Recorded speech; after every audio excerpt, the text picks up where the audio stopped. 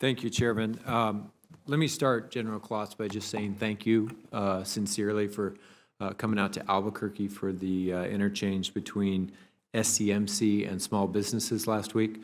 We got a lot of very positive feedback on that, and to Dr. Regalbuto, fair warning, I may be asking for something similar to happen in the future at WIPP. People think we're a small state, but we're very, we're very, very large, and so it's hard to cover those bases sometimes in a very territorially large state with 2 labs as well as the WIPP facility. I want to jump on something that the chairman brought up with regard to this old infrastructure and deferred maintenance, just to put a very fine point on the reality of where some of these very talented folks at NNSA are working. General Klotz, you and I had a chance to look at the Albuquerque area complex, someplace that approximately 1,200 NNSA employees work at last week. It's a complex that was largely built as dormitories for the Air Force back in 1951. There is asbestos problems. We saw hundreds of broken windows. This is not a matter of just replacing a few tiles in the ceiling. Can you talk a little bit about what some of the factors were that drove your decision to seek authorization to deal with some of the deferred maintenance and look at a new building to replace the NSA's Albuquerque complex? Thank you very much, Senator, for the opportunity.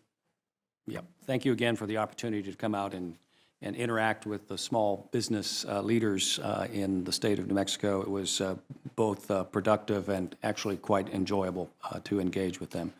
And thank you also for coming over to visit the Albuquerque complex. As you saw and as you said, we have buildings that were essentially 1950s era Air Force dormitories that we've converted into office space. So there are multiple problems associated with asbestos, with the HVAC systems don't work. You saw the sprinklers that were kind of dropped down from the ceiling that are corroding.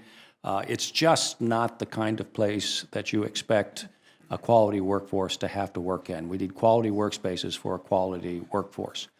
We had considered over the years a number of potential options to get a better working conditions for our people in Albuquerque. One of the things we had pursued for the while was the potential of a lease option. That's where I came into the picture, and one of the things that the Secretary, as Mr. Trimble has pointed out, has insisted upon in terms of our project management, a very structured, disciplined approach in terms of how we decide to do projects and how we manage projects. One of those is to make sure we do an analysis of alternatives. So I immediately called for analysis of alternatives for Albuquerque complex.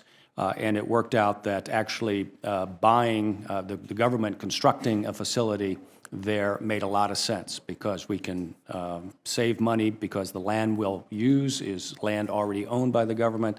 It is, as you know, adjacent to Kirtland Air Force Base, so once construction is finished, you can move the fence around and you save on the cost of perimeter security. So there are a lot of reasons to go forward and do that. So I appreciate your support in getting some money recolored in the FY16 omnibus bill, which allowed us to use $8 million to begin the initial design.